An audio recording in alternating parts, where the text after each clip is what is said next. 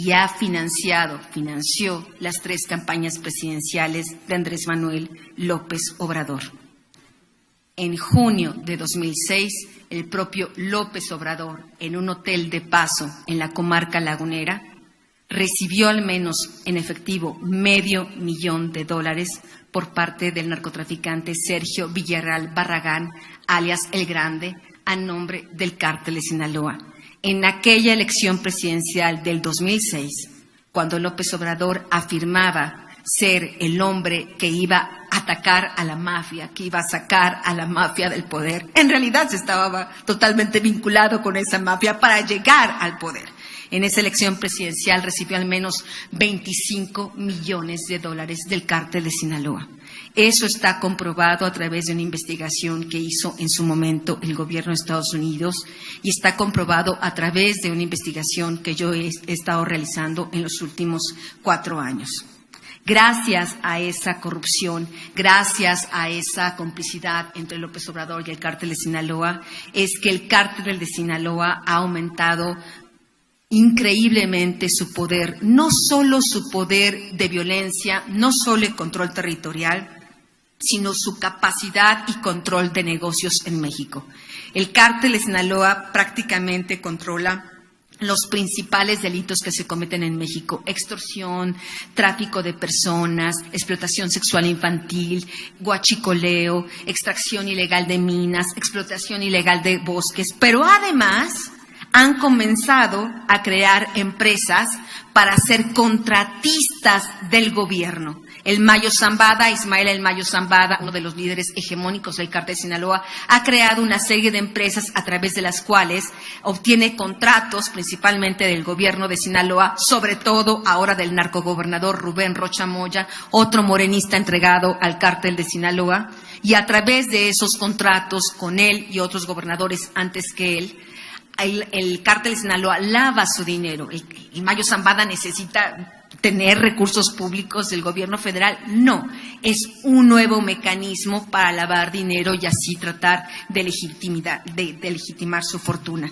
Este control que ha permitido López Obrador, la complicidad de López Obrador con el Cártel de Sinaloa, ha costado millones de vidas en México, decenas de miles de desaparecidos, millones de personas que viven en condiciones realmente terribles. Creo que realmente no hay peor abuso que aquel que usa a los más vulnerables para llegar al poder y para luego convertirse en su verdugo. López Obrador ha usado el discurso de su falsa protección a los más necesitados, cuando en realidad los trata como reses para el matadero. Por un lado, como placebo, les da dinero público, desmantelando el sistema de salud y educación para generar la percepción en las personas con menos recursos económicos de que hay un bienestar inmediato, instantáneo. Pero por otro lado, deja que el crimen organizado aterrorice a la población, los reclute forzadamente, los extorsione, los mate, los trafique, destruya su futuro destruyendo sus comunidades. Por un lado, López Obrador dice proteger a los pobres, pero por otro lado los deja a merced del crimen organizado. ¿Qué tipo de persona que se diga de honesto puede hacer una cosa así? López Obrador miente, manipula, usa su poder presidencial para mantenerse impune, para que sus conexiones y las de sus hijos Andrés y José Ramón con el Cártel de Sinaloa no se conozcan y no tengan consecuencias. El Cártel de Sinaloa y Morena piensan gobernar durante 20 años.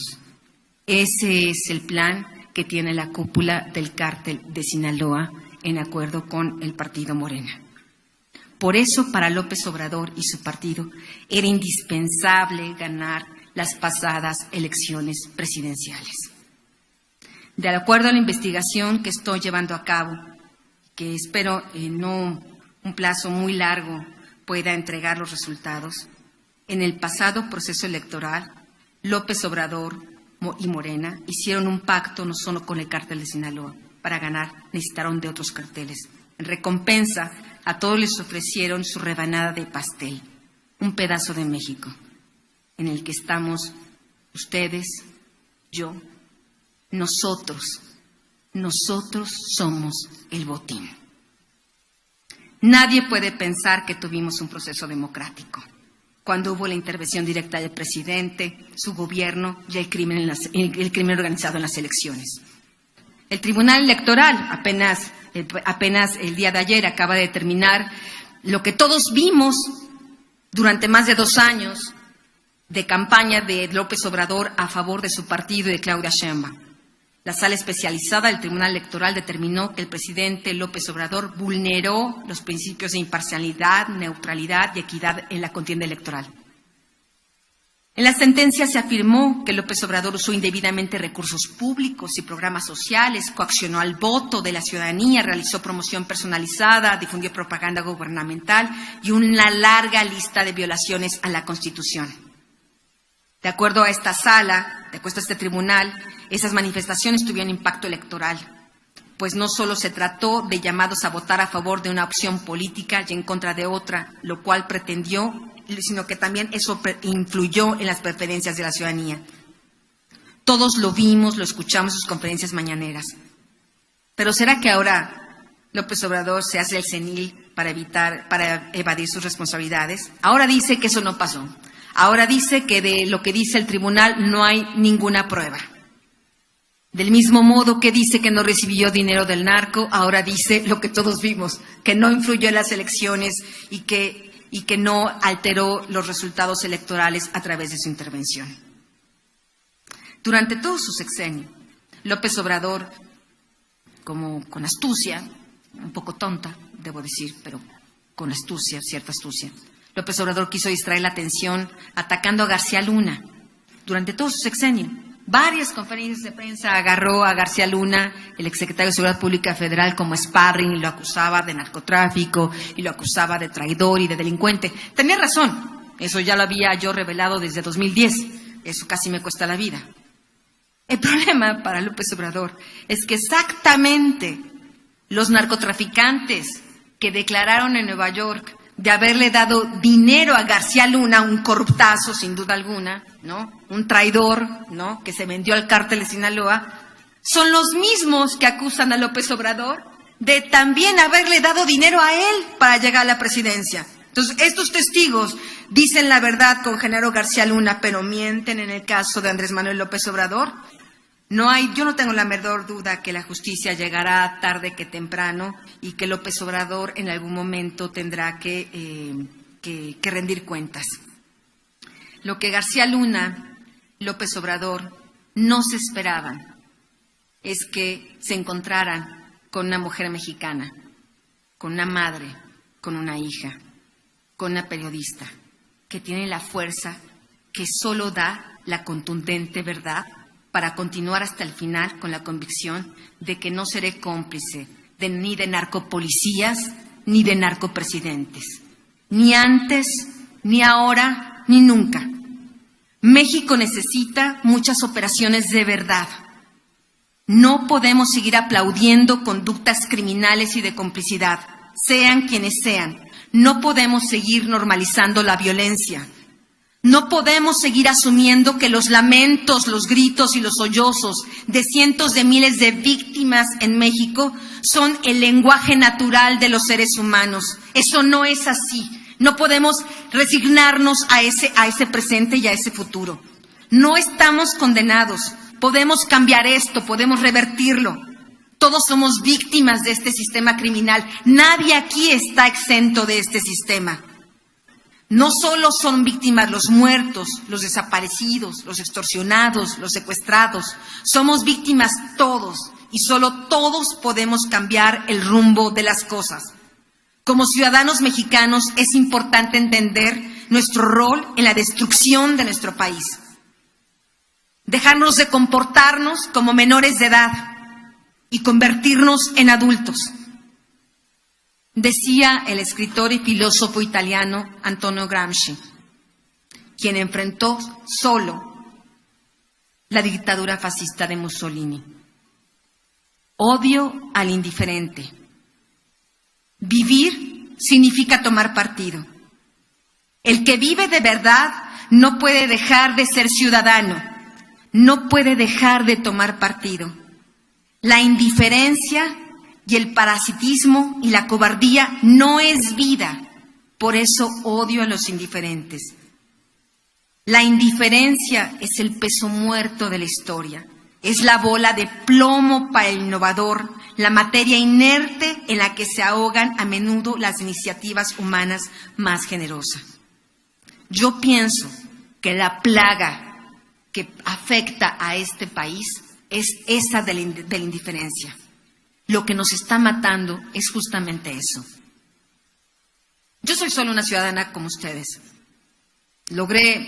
Mis investigaciones han logrado cambiar diferentes cosas de México. Han logrado llevar a gobernantes a la cárcel. El caso, por ejemplo, de Tomás Yarrington, lo acaban apenas de liberar hace pocos días, quien reveló que Tomás Yarrington, exgobernador priista de Tamaulipas, estaba coludido con el cártel del Golfo. Y así como García Luna y así como López Obrador, toda su carrera política fue financiada por esta organización para llegar a ser gobernador y lavó dinero para ese cártel. Yo lo denuncié en 2006. El señor Tomás Yarrington, me acuerdo, todavía tuvo la idea de querer denunciarme por calumnia.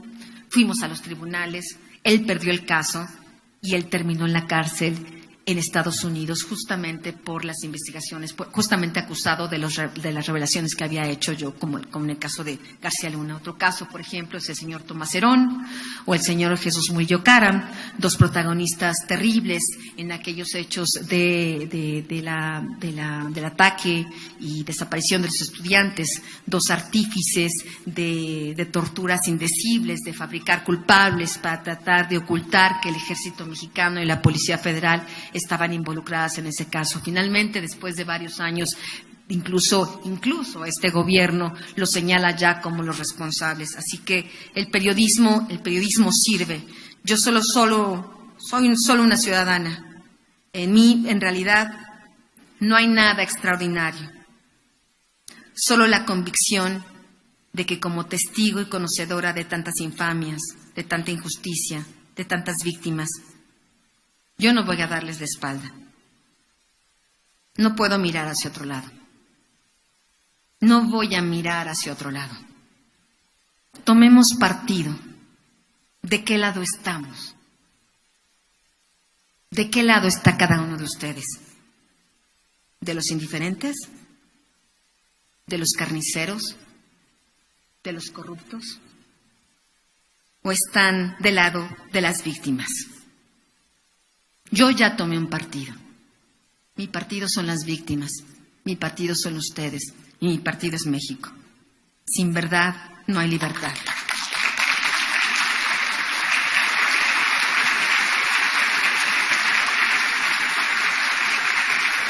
Agradecemos a Anabel Hernández, periodista, por estas palabras, por su testimonio, por su valentía.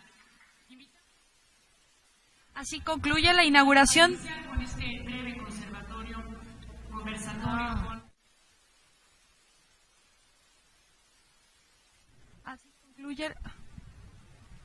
Así concluye la inauguración del segundo encuentro iberoamericano de periodismo por la paz, Gobierno de Guanajuato Soy Paz AC, a cargo de Anabel Hernández.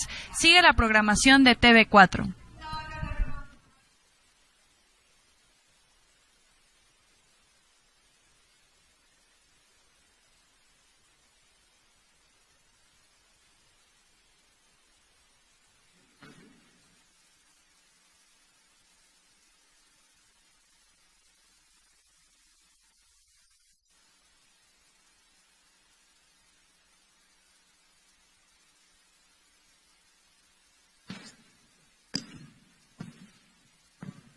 Gracias. Anabel, gracias por esta conversación. Y bueno, la dinámica va a ser muy sencilla. Vamos a hacer una pregunta de origen, una pregunta con la que arrancamos. Y a mí me gustaría aprovechar mucho la presencia de colegas periodistas que están con nosotros.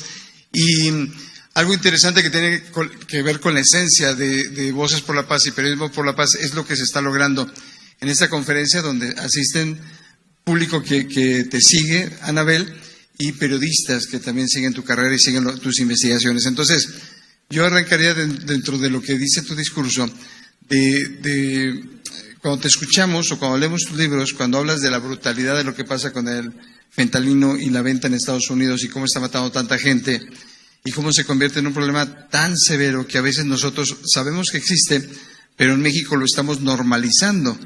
Entonces ya son muertos, no pasa nada. Y si sucede en Estados Unidos, menos. ¿Tú crees que pueda llegar la rendición de cuentas para cualquier autoridad en este país en algún momento o es una utopía?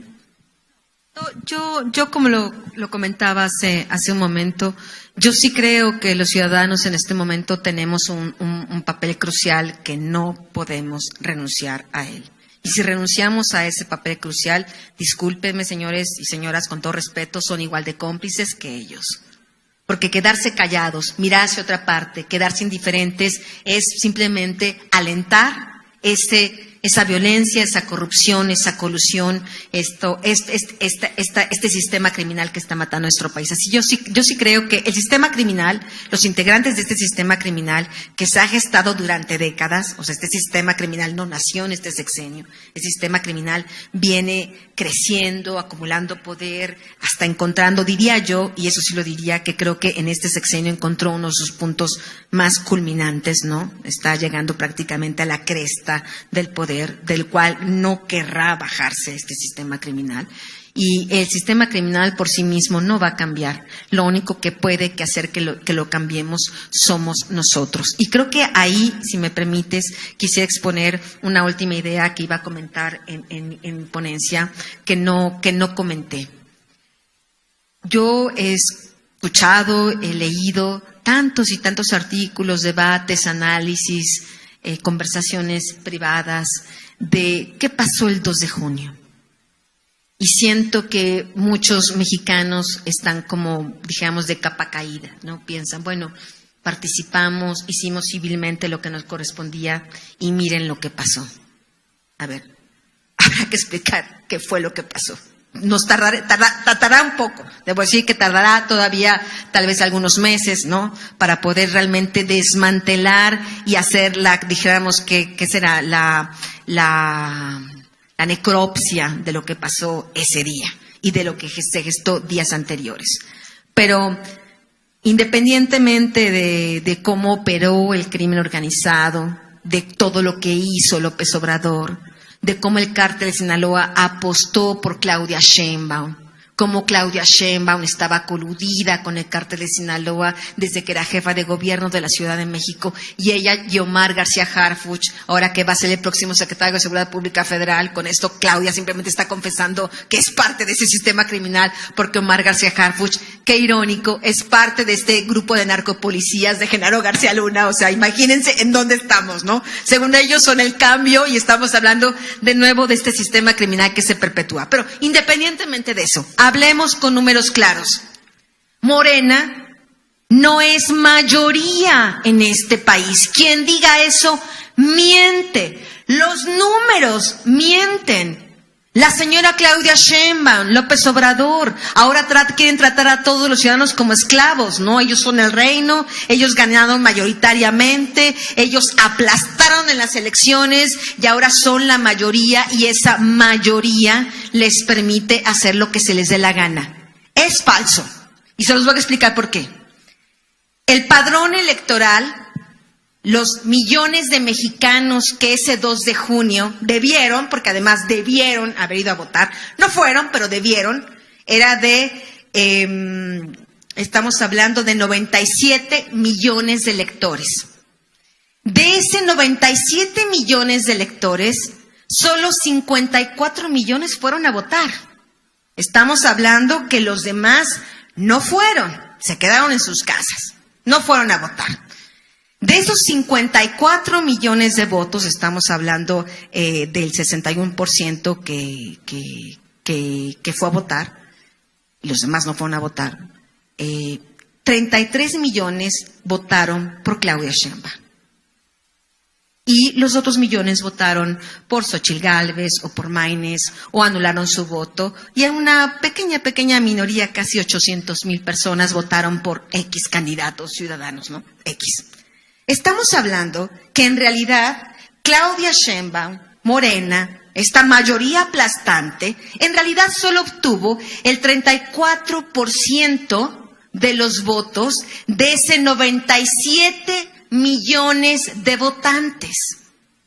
¿Me entienden de lo que estoy hablando? Son, dijéramos, la minoría más grande, sí, pero son la minoría.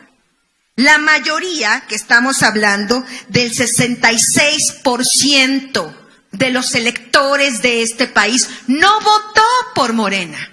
Algunos no votaron por nadie. Pero de los que votaron por Xochitl, de los que votaron por Maynes, de los que votaron, anularon su voto, y de los que no votaron, son 66 millones de mexicanos que no votaron por Morena. 34, el otro porcentaje, pues 34% dijo, sí, votó por Morena. Entonces, a la señora Claudia Sheinbaum y a su próximo gobierno hay que tratarlo de esa manera como ciudadanos. Que no nos traten como si fuéramos esclavos o súbditos, o si ellos hubieran pasado la aplanadora, ellos ganaron todo. No es cierto. Ellos no tienen el consenso. Ellos están fabricando un consenso con mentiras, con propaganda, con un mensaje que no es la realidad. Repito, la señora Claudia Sheinbaum solo tiene el 34% de los 97 millones de mexicanos que tenían derecho a votar en este país. Y me parece que esa mayoría, ese 66% de votantes que no votó por Morena, debe demostrarle a López Obrador y a Claudia Sheinbaum que o recomponen su camino o les pediremos cuentas. Bravo.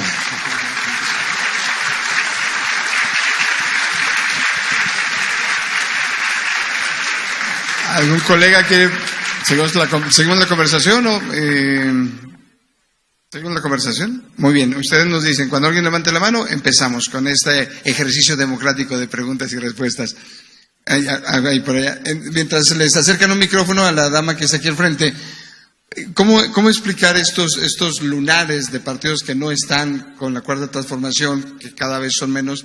Y es la percepción que se vende, que hubo una aplanadora contra estos en las elecciones, que todo se tornó por la Cuarta Transformación. Sin embargo, vemos situaciones como muy complicadas en el tema de violencia en el escenario nacional. La pregunta es si tú lo observas como una consigna o no de que suceda, y no consigna, pero de que un andamiaje que permita que no suceda la construcción de la paz y de la justicia en territorios que no están afiliados con la Cuarta Transformación. Por ejemplo, el estado de Guanajuato. Es un ejemplo. Bueno, yo sí he escuchado por parte de funcionarios del Ejército Mexicano, de la Marina, que hay toda una consigna del gobierno de López Obrador, y me parece que por desgracia esta consigna en algunos estados dio resultado, de dejar que la violencia creciera y creciera y creciera y creciera y creciera, sin ningún tipo de ayuda, sin ningún tipo de sostén del gobierno, para que los ciudadanos dieran un voto de castigo y votaran por Morena. Lo vimos, lo estamos viendo ahora. Ahorita no traemos estos mapas, sería muy interesante ver cuál era el mapa de México en el 2018 y cuál es el mapa de México ahora en cuestión de estados gobernados por Morena. ¿Cuál es la... Iba a decir una mala palabra, pero mejor no la digo. Y déjenme pensar. Déjenme pienso, no me digan decirla, déjenme pienso de otra manera cómo exponerlo. O sea, la mala onda, no sé cómo decirlo. O sea, la gran decepción que se llevarán estos ciudadanos es que los estados que gobierna Morena, no de ahorita, dijéramos, de hace ya algunos años, son los que más violencia tienen. Ahí tienen a Veracruz, ahí tienen a Chiapas, Zacatecas. ¿Morena llegó a resolver? No llegó a resolver. Entonces estamos hablando de que sí castigan dejando solos algunos gobiernos de oposición, la gente se va con la finta, si votamos por Morena, entonces las cosas se van a resolver, y no, a veces realmente termina peor, y esto me parece de una peor, esto habla realmente del perfil criminal del presidente y su partido político, ¿no? De que en vez de ser un presidente de todos los mexicanos, en vez de realmente buscar la justicia, que todos vivamos en paz, pues realmente lo que quiere es prácticamente castigar a los mexicanos que no voten por el partido por el partido oficial, aunque al final, en realidad, los que pagan más platos rotos, pues son los que votaron por ellos, ¿no?